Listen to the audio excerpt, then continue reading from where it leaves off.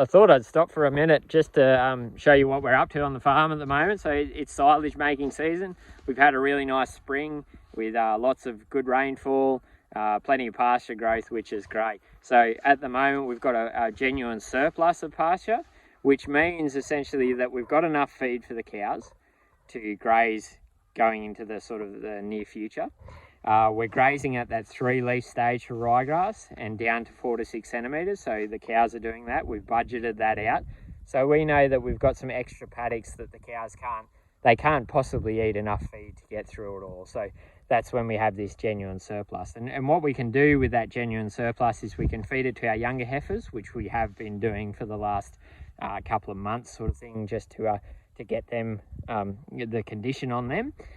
Or we can cut it and wrap it into a silage bale and feed it out in winter to the milking cows.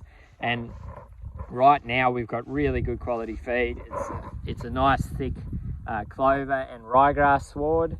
It's at the grazing stage. So we say grazing stage, it's ready to cut.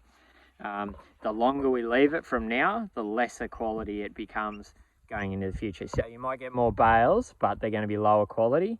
So in general, they're less milk per kilo of dry matter than for that pasture. So grazing stage, cutting stage, that's the ideal. In winter, we've definitely noticed a difference since we've shifted from quantity to quality. In winter, you just get more milk for that silage. So really happy with how it's gone. There's a bit of plantain here. There's a little bit of chicory here as well. Mostly it's clover and ryegrass, so really high quality tucker. This is the highest quality of the feed we'll get throughout the year.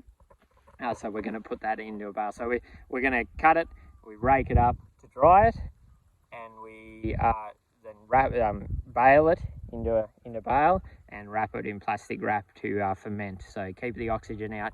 Ferments a bit like a sauerkraut or a kombucha or something, and it gets this really nice caramelly smell in the months going into winter time, and it's really good stuff. The cows love it. So we've got the contractor down the farm, right down on the flats, doing a bigger paddock down there, and I'm just doing a smaller paddock up the hill with our tractor.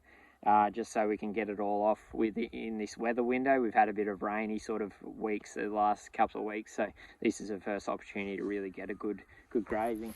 The younger heifers are way over on that hill over there, and they've almost finished that. So what I've done is I've just budgeted up on this smaller paddock.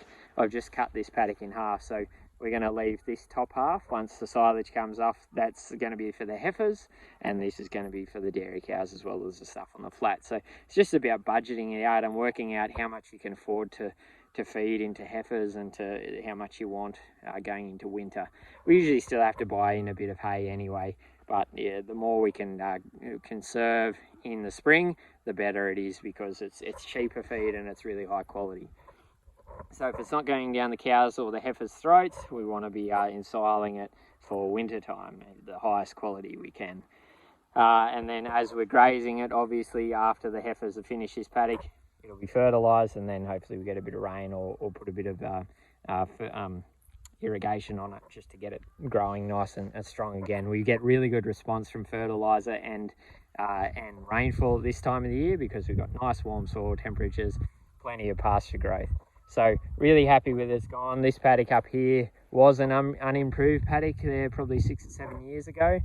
We've since put a bit more irrigation on it, put a bit of lime and fertilisers, and as you can see now we've got sort of nice, really nice thick clover and ryegrass here. So really happy with how it's come along.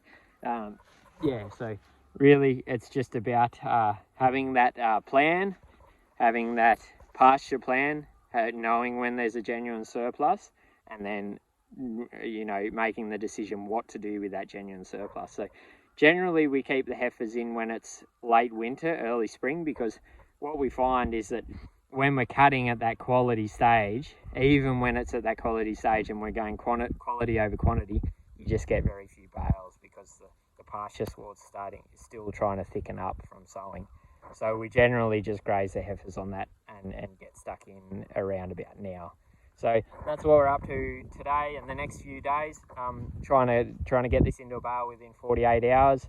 Nice gentle breeze today and sunny, and it's really perfect silage conditions. So As you can see, we've just got a disc mower here, not a conditioner, and it just cuts that to that 4 to 6 centimeters residual, so keeping the blade sharp on it, and it's just cutting it straight off at the ground just like a lawnmower. And then that'll be raked up into big heaps and raked over, so it's going to be drying, and yeah, a couple of days to dry, and then it'll go into the bale.